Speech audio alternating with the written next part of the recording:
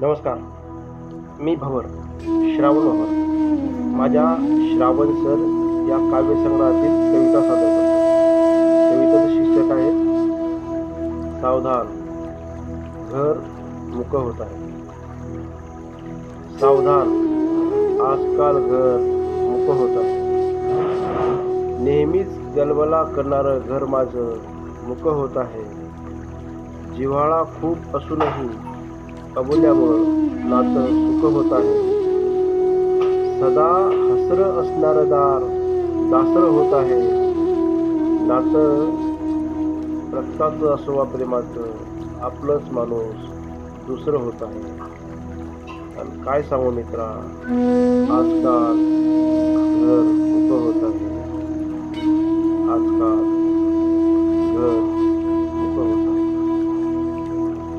घराचं दार असो वा देव्हारा, बोलण्याचाच जोर होता. घराचं दार असो वा देव्हारा, बोलण्याचाच जोर होता.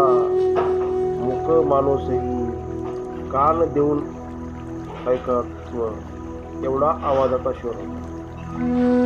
मुकं माणूसही बोलकं व्हावं इतका आवाजाचा शोर होता. बैरही कान देऊन सगळं ऐकायचं. बैरही कान देऊन सगळं ऐकायचं. लहान असो वा थोर, बोलणं सगळ्याशीच व्हायचं.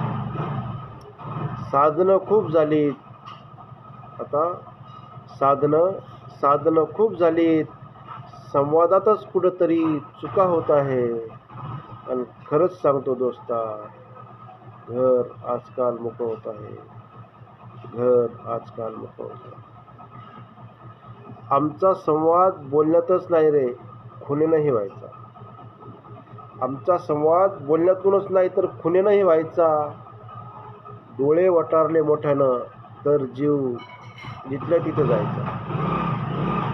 बंगल्यावर मोठा भाऊ दिसतात, दोस्त चड्डी धरत पळत सुटत सांगायचा, पिंट्या तुझा भाऊ आला. तेव्हा खेळाचा आणि जीवाचा डाव अर्ध्यावरच बघायचा.